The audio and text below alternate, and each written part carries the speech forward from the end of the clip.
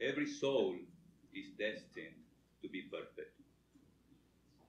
Every soul is destined to be perfect. And every being, in the end, will attain that state of perfection. Whatever we are now is the result or the result of our acts and thoughts in the past. And whatever we shall be in the future will be the result of what we think and do now. But this, the shaping of our own destinies, does not preclude our receiving help from outside.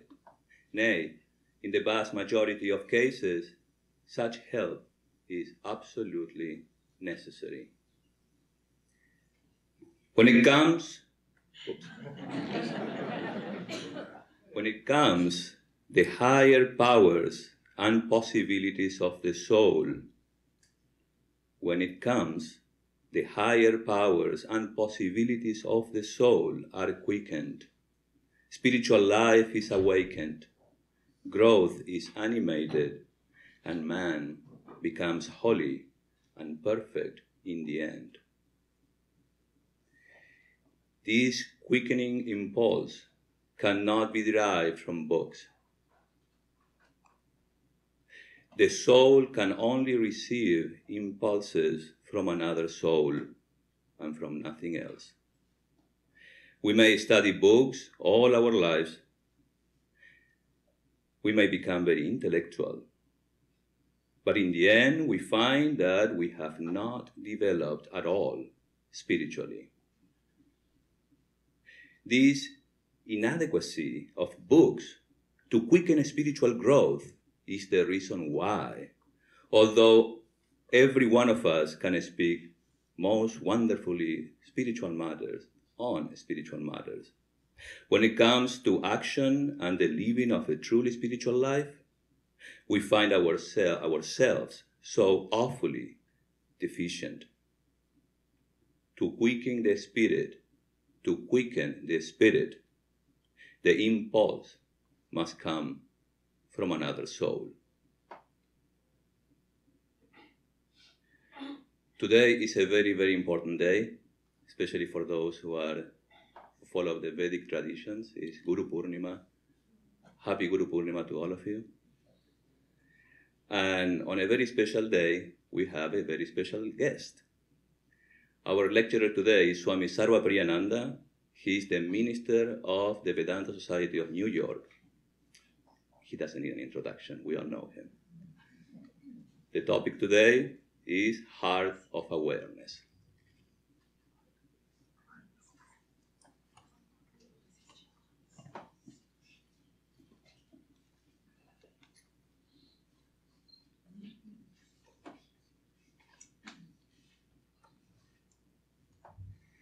Om Guru Brahma Guru Vishnu Guru Devo Maheshwara Guru Reva Param Brahma Tasmai Shri Gurave Namaha.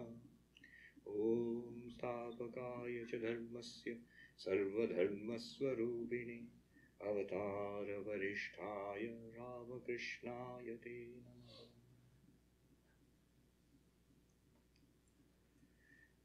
Good morning.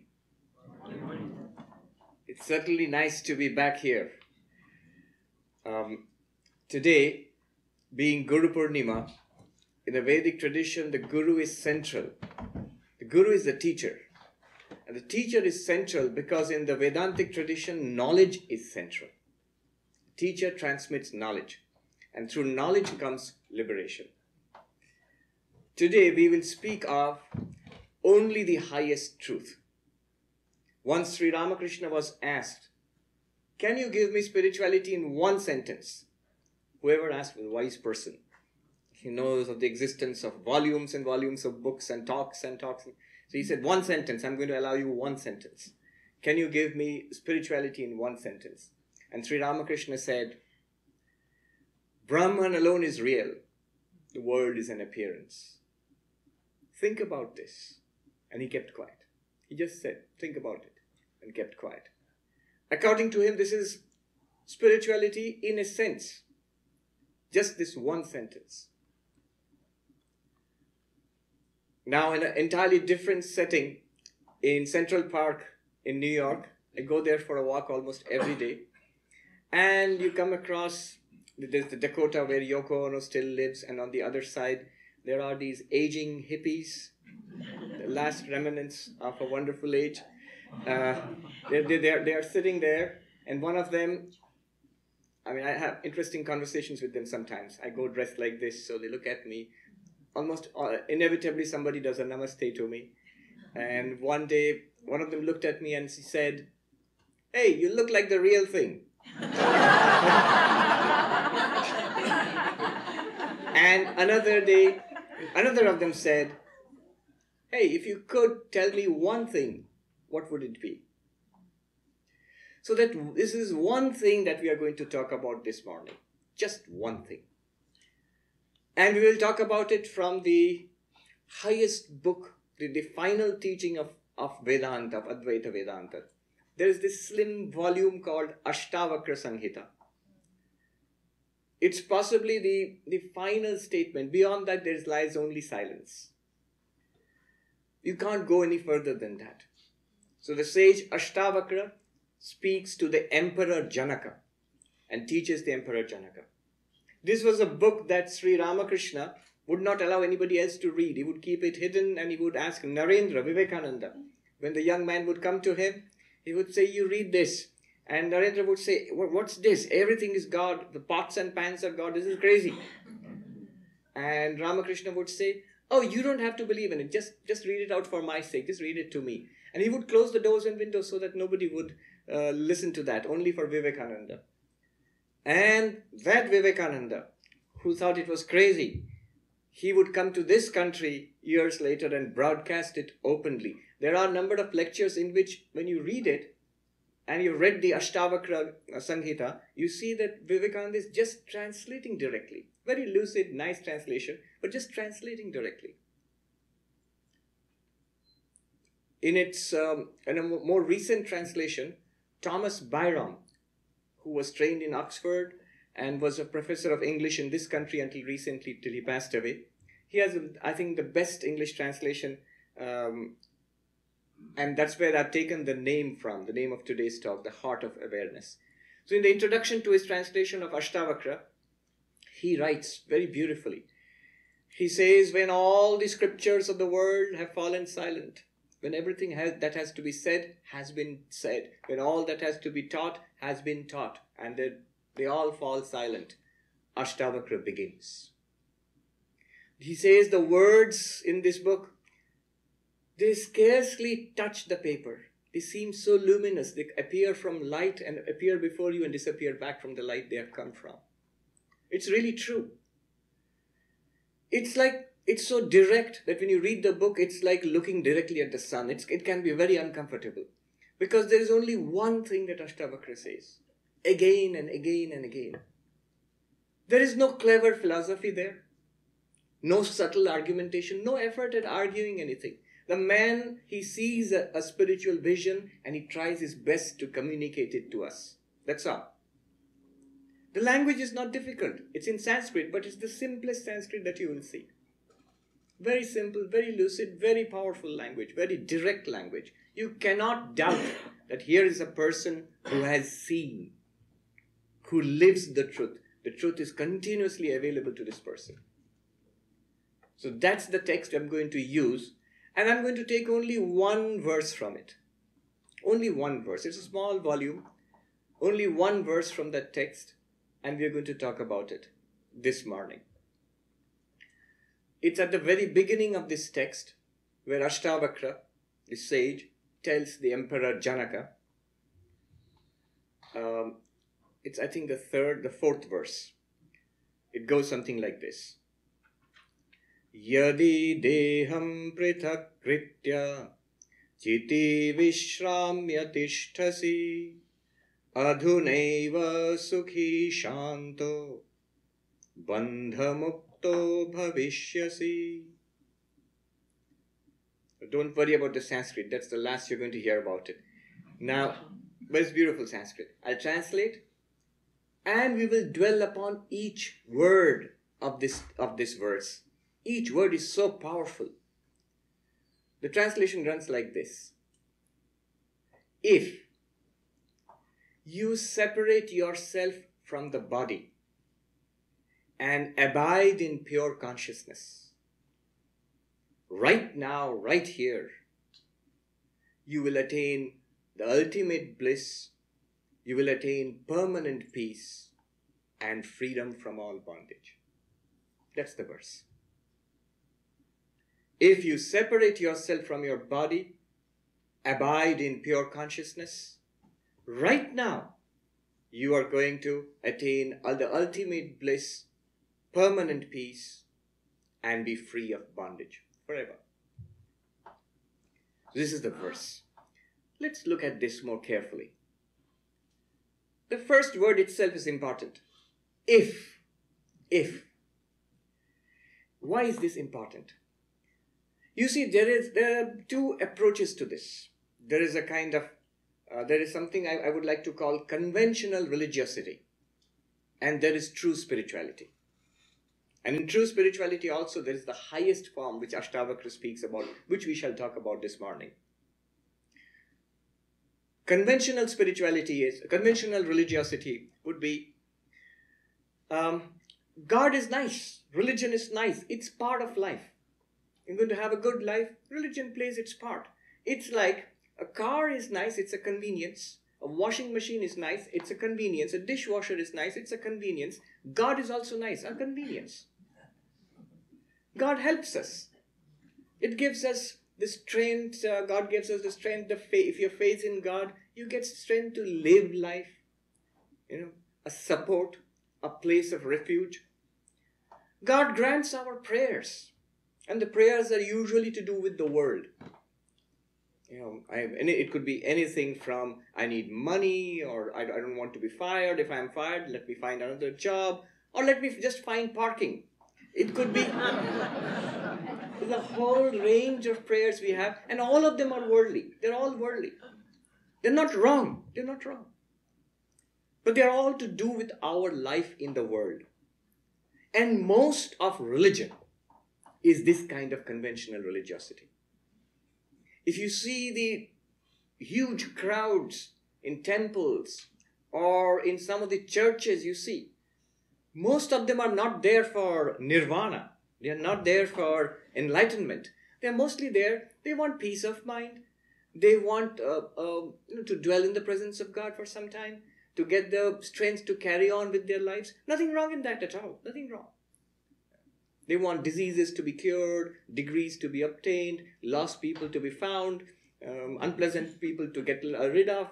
So, all sorts of things, but again, all to do with the world. I want to distinguish this from real spirituality, what I call real spirituality. What is real spirituality? Do you want God realization? Do you want nirvana? Do you want enlightenment? Do you want moksha? Do you want the highest samadhi? Do you want the ecstasy of divine love in the love of Krishna or Christ? The highest ecstasy. That is real spirituality. The distinction is this. Is God there to make my life better? Is God there for my life? Or is my life for God? Is it religion to make my life better? Or my life is there to realize the highest truths of spirituality and religion? This is the distinction that I am making. You see, what happens often is, if God does not fulfill his obligations, I prayed and prayed to God and he did not answer, so I don't believe in God anymore. God is laid off, God is fired, didn't do his job. That's when God is there for helping me. It's not just God. You might say, I don't believe in God. Well, it might be yoga. I'm doing yoga. Why am I doing yoga? I'll be more flexible. I can be younger for longer. And my digestion will improve. The tone of my skin will be better. All valid reasons for doing yoga. Good. But that's not the ultimate purpose of yoga. You can do all of that.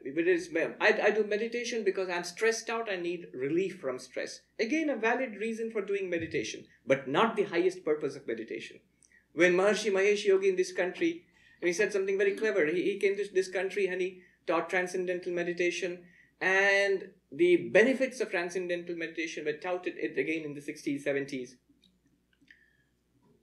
And you get relief from anxiety, you get stress relief, the aging process is delayed and your immunity is boosted. And many of these things actually have been verified in medical studies, in papers.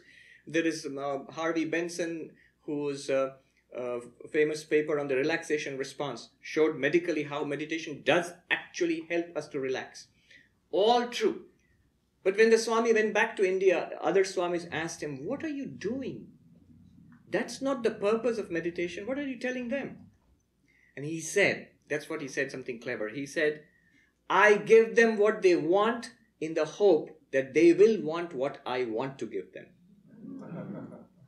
You see?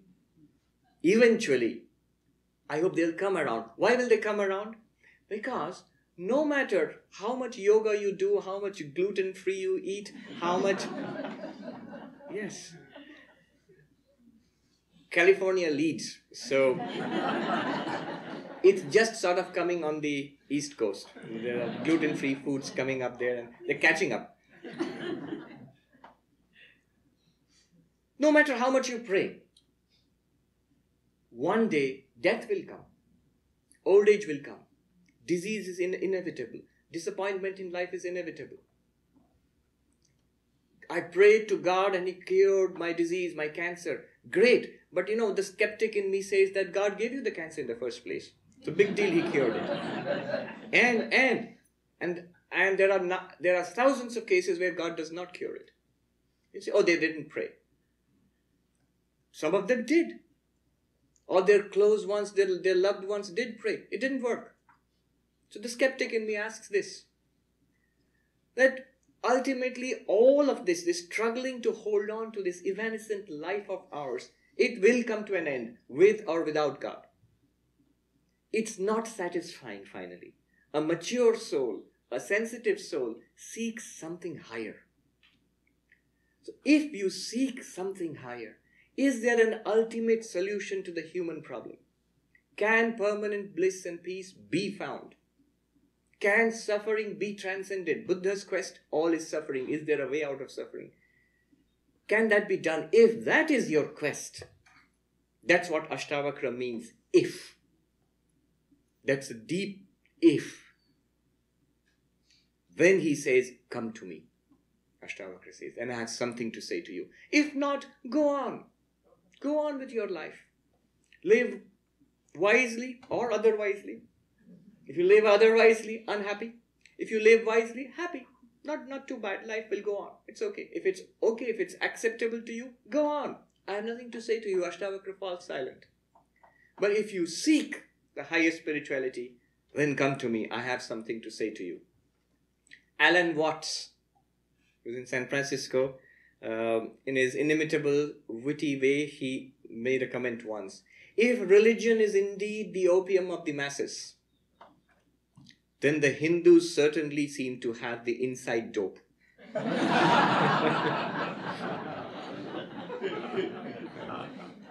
Ashtavakra is going to give us the inside dope. If you can separate yourself from your body, let's go a little forward.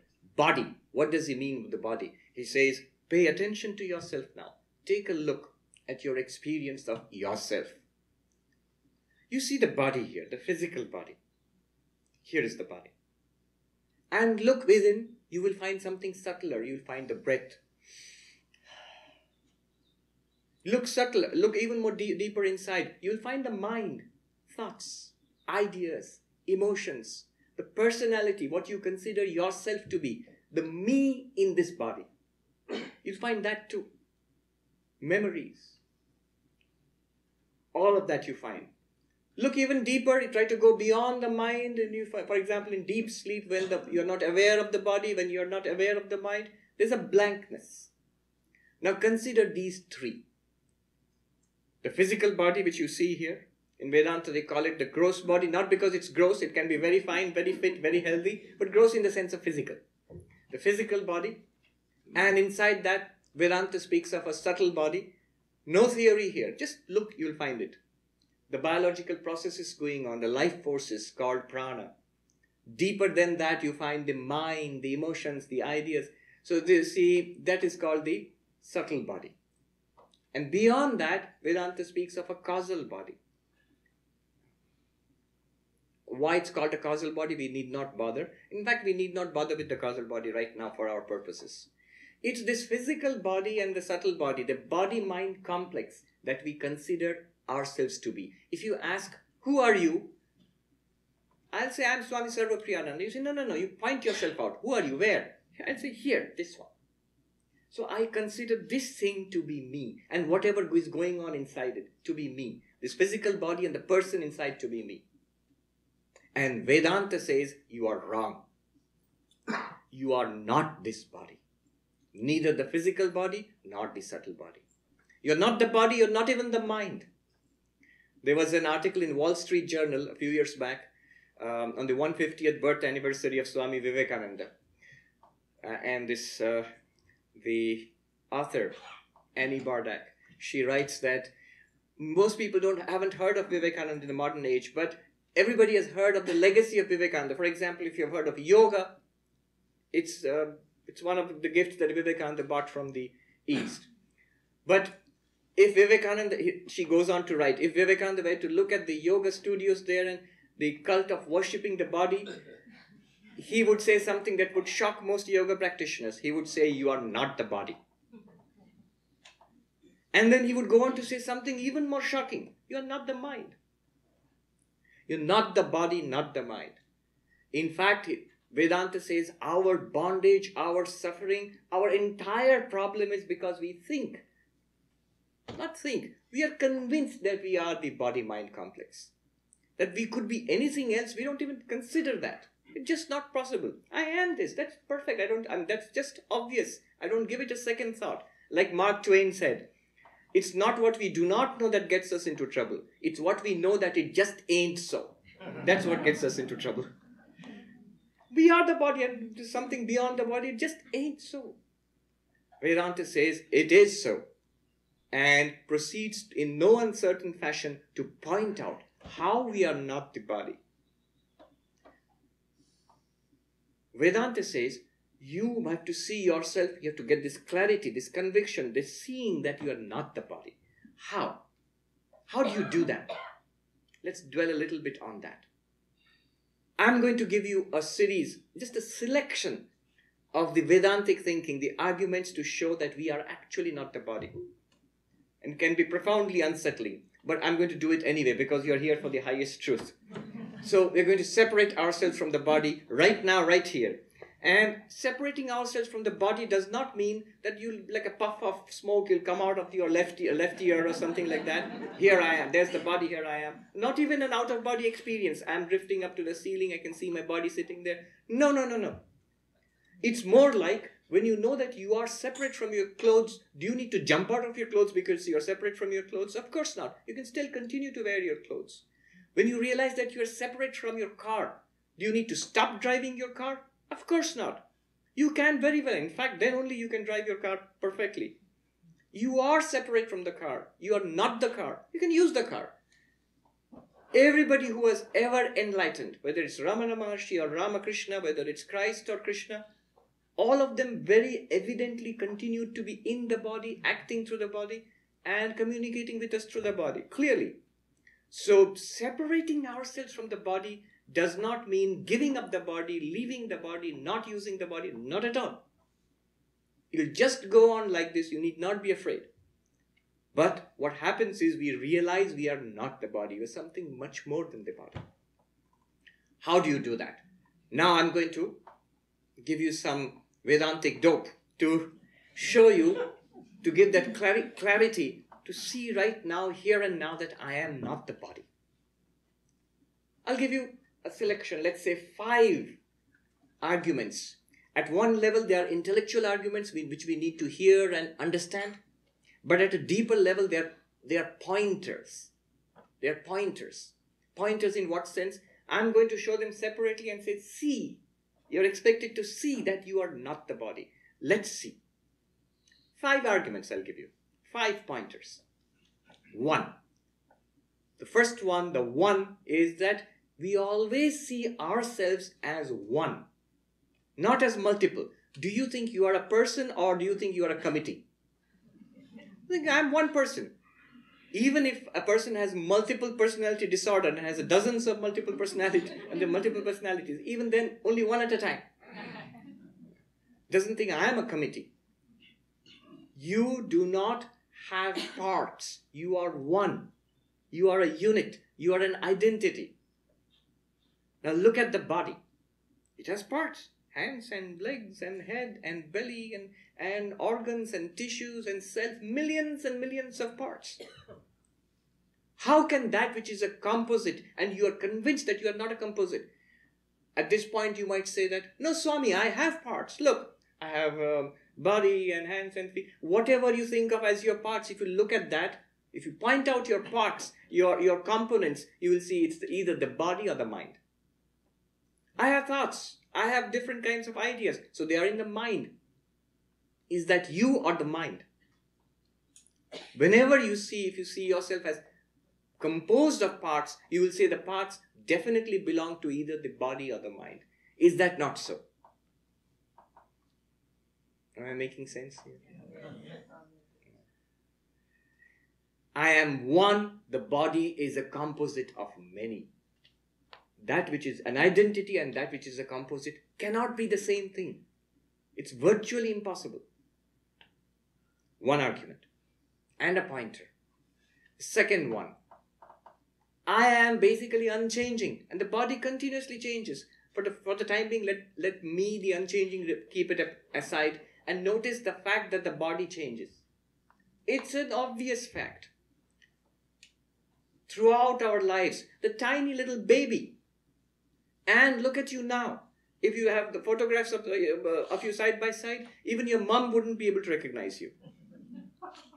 What a huge difference, physically. A tremendous difference. You are larger, different, you look different, you have different capacities. All those things have developed. The body has changed. It grows from babyhood to childhood to teenage to youth to middle age to old age, decays and dies. Is it so? You claim that I was that baby. I was that child. I was that teenager. I am this middle-aged person or this old person. You don't say that baby was somebody else and the child was somebody else and this person somebody else. Obviously not. Sounds silly. Such a simple fact. But that I, unchanging I, you say, no Swami, I have changed. I've changed so much. But again, if you want to point out those changes, you will see all those changes are either in the body or in the mind. They are in the body. They are in the personality. You'll say, but I am the person, right? Are you? The very word person means a mask. It comes from an ancient Greek usage where in the ancient Greek theaters, actors would go out on stage and hold these big masks of each character. And the masks had funnels and the actors would speak through the funnel so that the voice would carry and people at the distance would know which character is there on stage. In fact, the very word persona means sound, through which sound comes literally. It's a mask used for acting, and that's what we call personality. It's not you. It's the mask. It's not me. It's the mask that I, the awareness, wear and present myself to the world. That mask can change. It does change. But you, the wearer of the mask, did not change. You are unchanging. The body is continuously changing. The physical body is changing. The subtle body is changing. In fact, the physical body is changing every day. New cells are formed, old cells that in their tens of thousands, in their millions, is shedding cells and generating new cells. Minds change. How enormously our minds have changed. Remember what you were like when you were a teenager, little boy or little girl? What you thought of, what was your knowledge, what was your idea about the world, what did you like, what did you dislike, what did you want in life, and look at your mind now. There is a great difference. Minds have changed. If the mind has changed so much, it could be another person's mind, and yet you say, that was my mind and this is my mind now. That's what I thought then, this is what I think now. Then the I who thought like that then and the I who thinks like that now must be the same I. Unchanging. When you are unchanging and the body is changing, body is the name of a stream of physical changes, the mind is the name of a stream of subtle mental changes. You, the unchanging, and the body, the changing, how can they be one and the same? They cannot be one and the same. Second pointer, this is the second pointer. That I am basically unchanging. My life reveals that to me. What I consider to be changing about myself is either the body or the mind, the personality that has changed. Third, it's a very simple argument. I always consider myself to be where? Where do you consider yourself to be in respect to the body? Just feel it now. Do you consider yourself to be, here's the body, and if you ask me, Swami, I'm here in the pocket? No. You'll always say I'm somewhere within the body. Is it not so? Is it not so? I always consider myself to be as a felt experience, that I am within. I am somewhere in here.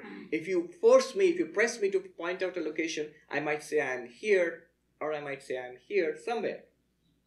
Not out there. In that case, look at this, a simple fact. All of us, we have this experience, and yet we do not notice this. We always feel we are inner. Compared to us, the body is outer. That which is external, that which is internal, how can they be one and the same? I'll repeat that. That which is in here and that which is out here, how can they be one and the same?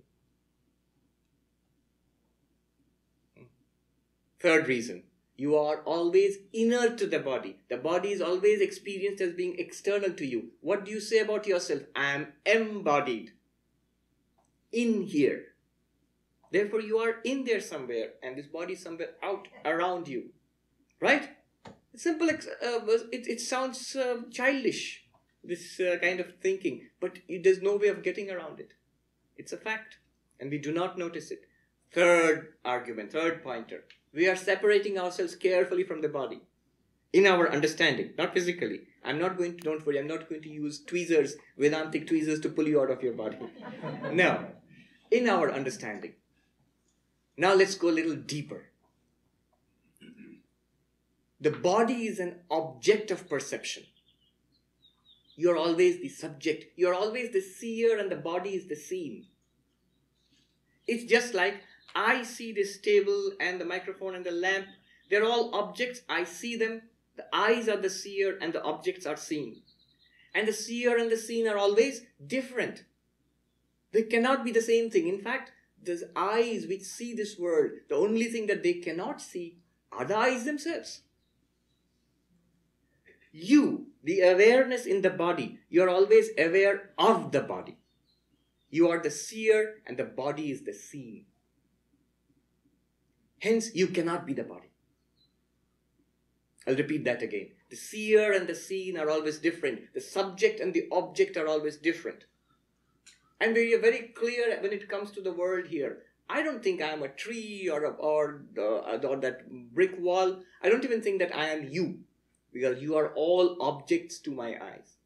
They're all different. But how strange when it comes to the body. It's both an object and we behave as if it were the subject. I say my body weighs so many pounds. Or I say I weigh so many pounds. You see the duality here. You never say the book weighs or the suitcase weighs so many pounds in the airport, or you might as well say, officer, I weigh so many pounds. No. When you're weighing the suitcase for checking luggage, how much does it weigh? You say, officer, the suitcase weighs so many pounds. Do you ever say, we could just as well say, I weigh so many pounds, and that's my weight too. No. An object is always an object. But when it comes to the body, we treat it sometimes as an object, sometimes as a subject itself. But clearly, in your experience, do you see the body? You say, yes. Do you feel the body? Yes. And sometimes you do even smell the body, unfortunately. So all our sense organs can objectify the body. You can see it, hear it, smell it, touch it, taste it, all of it. It's an object for all our sense organs. How can it be the subject? How can it be the seer? You are the seer, the body is the seen, hence the two cannot be the same. Seer and seen. It's a very profound observation. Fourth, and the last one. You are awareness. You are consciousness. You always see yourself as an aware entity, as a conscious entity. And the body is non-conscious. The body is non-conscious. It seems to be conscious. That's the trick. It's non-conscious because it seems to be conscious because you are present in the body. That's why it seems to be conscious. But it is not conscious. A simple experiment will show that. In New York, there is a psychologist, Greg Good. He is also very, very much into Vedanta. He's written wonderful books on psychology and Vedanta. He proposes this simple experiment. He said, just look at your hand. Just try it now. Just try it now. Look at your hand. And he says, ask yourself this question. What is my experience? Is my experience that I am looking at the hand, or I am aware of the hand, or is my experience the hand is aware of me? That would be creepy. The hand says, hello there. Never. When you look at the arm, look at the hand, always I am aware of the hand. Clearly, I am aware of this. This is never aware of me. Take a look at the other hand, same experience. Take a look at your foot or your tummy or your chest or your head. Same experience. You are aware of it. It is not aware of you. Subtle point, but a very simple point. Is that not true? Then the body is just the combination of these hands and feet and belly and tummy and legs. None of them are individually aware of you. The collection cannot be aware of you. You are the one aware of it. Clearly, you are conscious. It is not. You are conscious of it. You never feel that the body is aware of something. You are aware of something, and sometimes you may be aware of something through the body. Fifth argument. And there are many, many more. But let's quickly sum up. You might be thinking, what was the first one? Don't worry, I'll remind you. I'll remind you. All of them are trying to, these are different ways of pointing out the same thing, that you are not the body. Though you may be in the body, you may be using the body, but you are not the body. One, you are one, and the body is a composite of many. In Sanskrit, ekam, anekam. You are, the second one is that you are always inside. No, you are unchanging. Nirvikara. In Sanskrit, nirvikara. And the body is continuously changing. Savikara. Nirvikara, savikara in Sanskrit. Third, you are always experienced as inside the body, and the body is always experienced as outside you. Or rather, around you. Inner and outer. How can they be the same? In Sanskrit, pratyak parak. Pratyak parak. Then the fourth one. You are always the seer, and the body is always seen, is experienced. So you are drashta, the body is drishya. Sanskrit, drashta and drishya. The two cannot be the same. Never are they same in our experience. And the last one is that the body is always insentient. You are always sentient. You are chit, according to Vedanta, and the body is what is called jada. Chit, jada. Because of these 5 reasons and many more reasons. Dwell on any one of them or more of them or all of them and meditate and just see. Clearly you are not the body. Then if I'm not the body, what am I?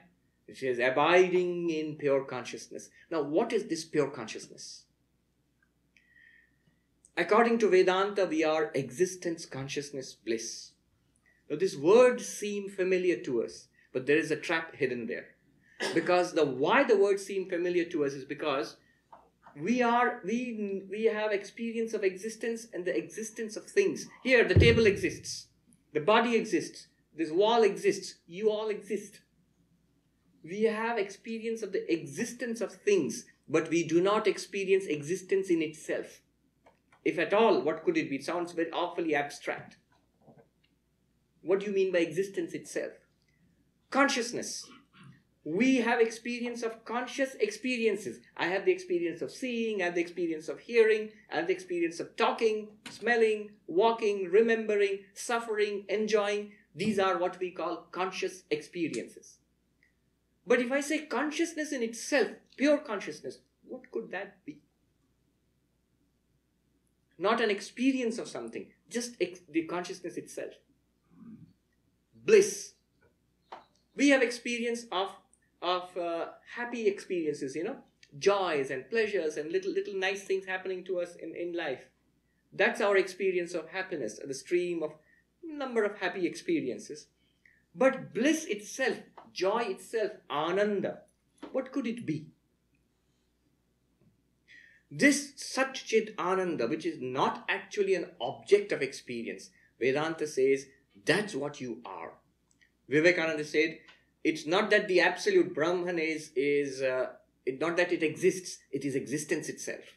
Not that it knows something, it is knowledge itself. Not that it is happy, it is happiness itself. That is manifested in this world as things existing, as conscious experiences, as the search for happiness and a variety of little happy experiences of our life. But the unlimited existence consciousness bliss is within us, is actually we ourselves. If that sounds awfully abstract, try this. Try this. Separate yourself from everything objective right now in your understanding. Do it this way. There are many techniques. I'll give you one. Whatever is in front of you are objects, clearly not you. Right? Whatever is each of you individually, whatever is in front of you, whatever you see, they are objects, clearly not you. Then come back to the body. If you agree with me, those 5 arguments, pointers, clearly the body is also an object, an intimate object, but not me. Look inside. Thoughts, ideas, memories, the personality which I consider to be myself. It all floats up. Or it doesn't float up. But it's there. But clearly it is experienced. If it is experienced, it's an object of experience. Clearly not me. Then you go further back. If you go further back, many of you more sensitive, you'll say, I'm running up against a blankness, Swami. A blankness. Nothing. If I step back from the mind, what's left there? Blank. Follow carefully. What experiences the blankness?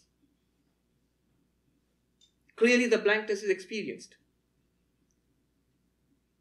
What experiences the blankness? What is it which experiences this waking world? You're sitting here in your waking world as this particular person, Mr. or Mrs. So-and-so, and you experience this hall and all the people around. Hopefully you're awake, if you're awake, because Vedanta often has a soporific effect.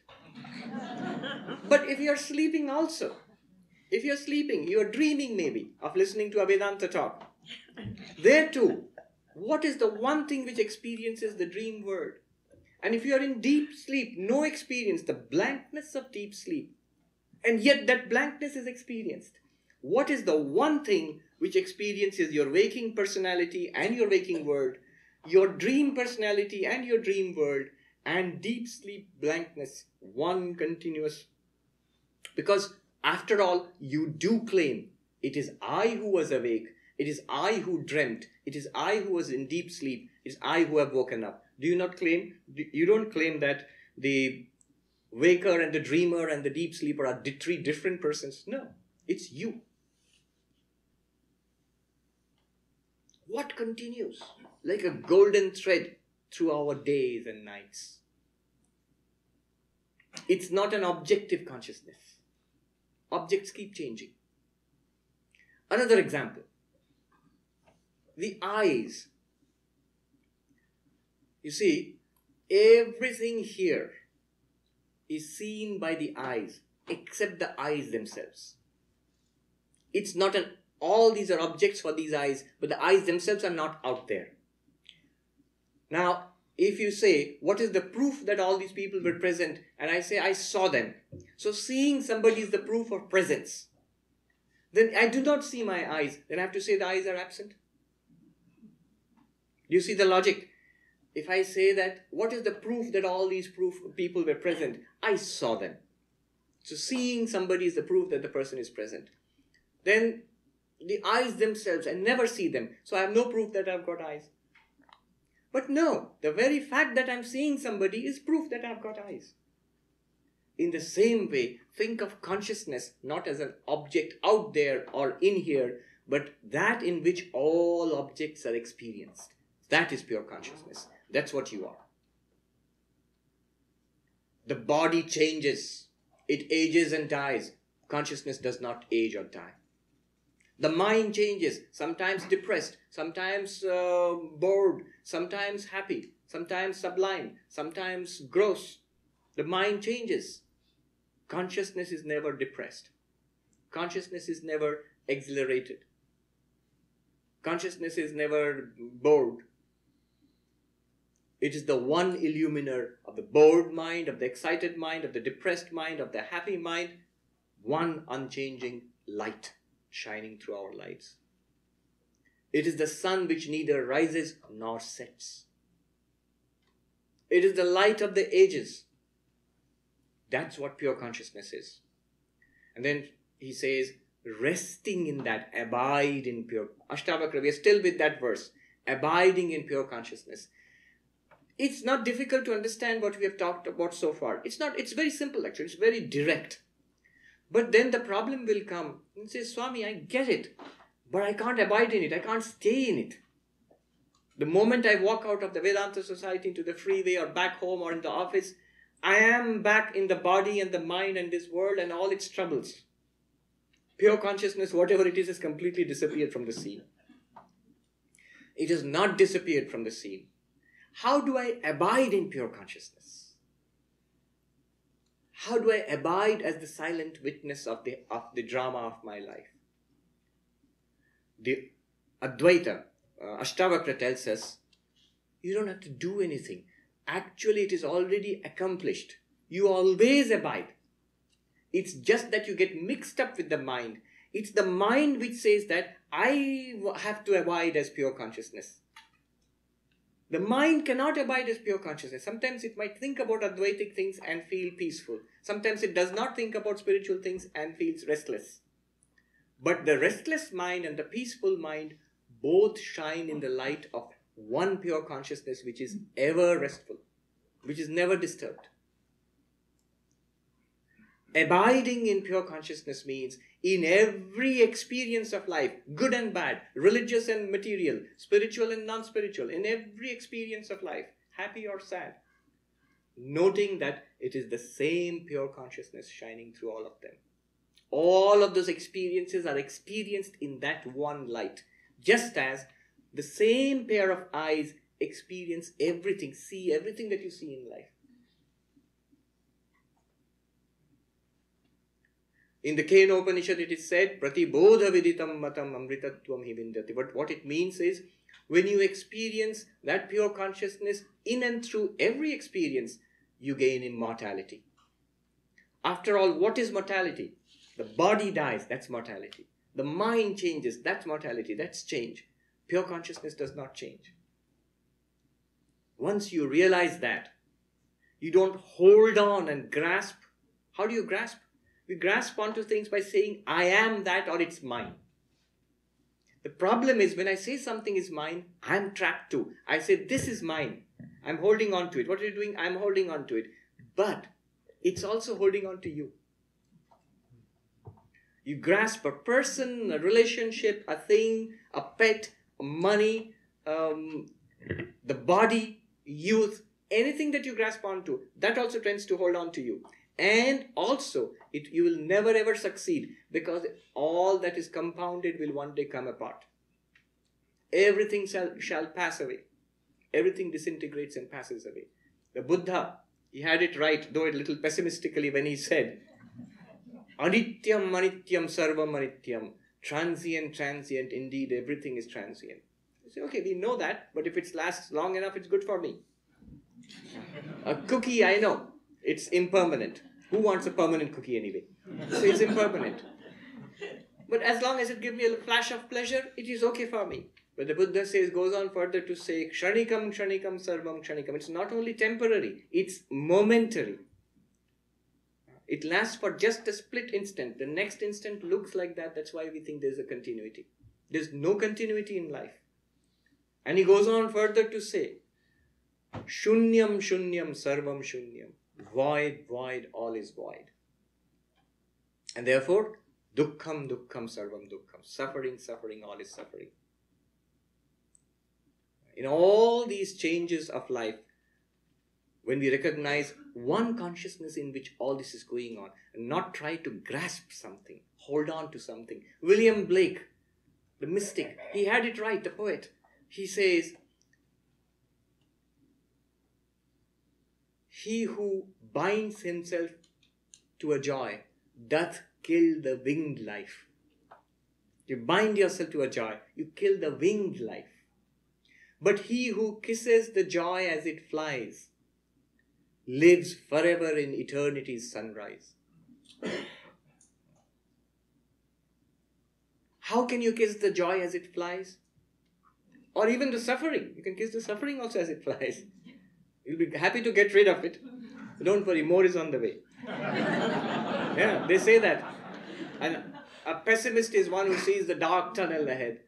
And an optimist is the one who sees the light at the end of the tunnel. But a realist is one who sees the dark tunnel and the light at the end of the tunnel and the next dark tunnel ahead. That's a realist. How can you remain unattached? When you are rooted in your real nature as pure consciousness. When you abide in that. There's an interesting thing about abiding. One might get the sense that, okay, so I have to keep on reminding myself, I am pure consciousness, I am Brahman. I remember this conversation we had with a Vedantic teacher in the Himalayas. He was sitting at his feet and other monks were there. And one monk excitedly said, a young monk, to the teacher. He said to the master, in Hindi, but I'll tell you in English. But at least this idea, this understanding that I am Brahman, I am pure consciousness, at least that much I must hold on to. We think that, yeah, that seems to be the teaching. That's what Ashtavakra means, abiding in pure consciousness. And the master said immediately, that is what you must not hold on to. You see, what's happening here is like this. Imagine a play going on, an actor who acts as a king or acts as a beggar in the play. Now, does that actor keep reminding himself, look, I am Mr. XYZ, I'm the actor, I'm not a beggar, I'm not a beggar, I'm an actor, I'm an actor. Does the person think like that? I must not forget that I'm an actor, otherwise I'll be trapped as a beggar. No. He can happily forget his actor identity, and then only he can act so well as a beggar on stage. He can happily forget it because he knows it can never be lost. It's his identity, it's permanently available to him. And the master said, you, the pure consciousness, know yourself to be the pure consciousness. Don't think yourself to be the pure consciousness. If you think yourself to the pure consciousness, you know what's happening when we say we must hold on to that? It's the mind thinking that way, that I want to be pure consciousness. That's a nice thing to be. The mind can never be pure consciousness. The body can never be pure consciousness. The pure consciousness is you all the time, and you can never be anything else. You don't have to try to be pure consciousness. You don't have to hold on to the idea that you're pure consciousness. Indeed, Ashtavakra tells us, your only bondage is that you're trying to get liberation. Actually, literally, he says, your only bondage is you're trying to get samadhi. If you are pure consciousness, if you are Brahman, does Brahman need samadhi? No, absolutely not. That's the level from which Ashtavakra speaks. You see, sometimes, just yesterday somebody was asking me in San Diego, why do the Vedanta teachers start off with the most difficult? The logical thing is to explain the easiest and then the next one and the next one. It's because the Vedanta teachers don't think in terms of difficult and easy. They think in terms of direct and indirect. Why should I waste your time? Ashtavakra thinks, let me give you the whole truth, the inside truth right now, straight away, and tell you, you are Brahman, you are pure consciousness. Abide in that, my friend. Looks at you carefully. Are you feeling enlightened? No? No? No, no? All right. Let's try this. And he pulls out a book on meditation. You're not feeling enlightened. I'll tell you, my friend, what you do is sit quietly. And I'll tell you how to sit and how to breathe and how to concentrate. Calm the lake of the mind. Then what I was talking about will become eventually clear to you. Working? Now I feel sleepy when I meditate. Okay, my friend. Let's try this one. There is God. And just have faith in this. I'm telling you. God exists. In Vedanta, the pure consciousness itself is God. God exists. If you cannot understand that you are not the body, you think you are the body, you are this person, very good. We can start there. You are a person. Imagine there is a God which creates all of this. And that God loves you, wants you to attain liberation and happiness. Believe in this God. Pray to this God. Worship this God. Surrender to this God. Keep your mind on this God. Okay, I can run with that. Yeah. All right. Good luck to you. The thing with Ashtavakra is he only is there. He does not come down to the level of even meditation or this practice or that practice or this faith or that faith. No. The clear truth is available to us. Here it is. Abide in it. Then he says, next thing. We've only gone halfway through the verse. Imagine, it's only one verse. But I'll run through it fast and then we have a question answer so we can go through more of that later on. The next word is right now. Is liberation possible right now? Is enlightenment possible right now? Is freedom possible right now? Or does it take a lot of time? Almost all of us are convinced it takes a lot of time because we have read of the lives of great spiritual practitioners who meditated and meditated for years and years and years, who struggled so hard. So we think it's a long journey there. How long does it take for the wave to become water? How long does it take for this lectern to become wood?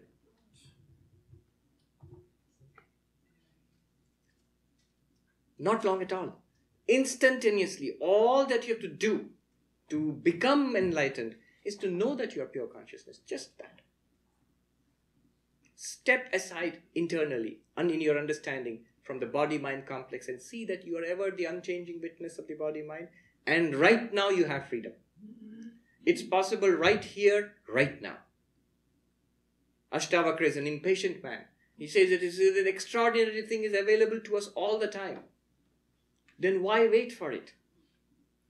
He does not believe in a post-mortem spirituality. After death, you will go to a place, nice place called heaven, and that's the goal. No, no, no. Not interested. I'm not signing up for that. Vivekananda, when he came to this country, remember to the end of the 19th century, a very different country at that time, he shocked and scandalized people by saying, I have not come here to teach you how to go to heaven. In fact, I have come here to teach you how to stop going to heaven. Because you know the Hindu idea that once we consider ourselves to be an individual being, a jiva, in this body, as the body dies, then we actually do go to another place. Depending on our karma, we go to heaven or some other place like that. And then from there, we are reborn again in the body. And this cycle continues. Birth and death cycle continues. The understanding of moksha, of liberation, is the stopping of this birth and death cycle. In Vivekananda's words, stopping going to heaven. Give up this habit of going to heaven and hell and back to earth again. Stop that. Adunaiva, right now, it is possible. When the penny drops, understanding, and you get it. What is the nature of this liberation? Sukhi Shanta. Ultimate bliss, we'll talk about that later. And pure and peace. Shanta means peace. It literally means, peace means overcoming suffering. Attainment of permanent bliss. The joy unspeakable. You see, when you talk about a cycle of births and deaths, and that has to stop, and that is liberation. Many people, especially in this country, you brought up in Abrahamic traditions, you might say, I don't believe in all that, many lives, and maybe I do not believe in it. I only see this one life. Can you redefine liberation for me? So Vedanta redefines liberation as, forget the cycle of births and deaths. Right now, can I transcend my sufferings? I'm using the word very carefully, transcend my sufferings. And can I attain to permanent joy and peace and happiness? Yes, and that is liberation. Bandha mukta, free from bondage. You will be free from bondage. Just a couple of lines and I'll end. What do you mean by free from bondage? What is freedom and what is bondage? The traditional idea, the beginner's idea, what we are taught in Vedanta, and what Ashtavakra is saying, they're two different things. Note this. The beginner's idea of freedom and bondage in Vedanta is like this. I am an individual being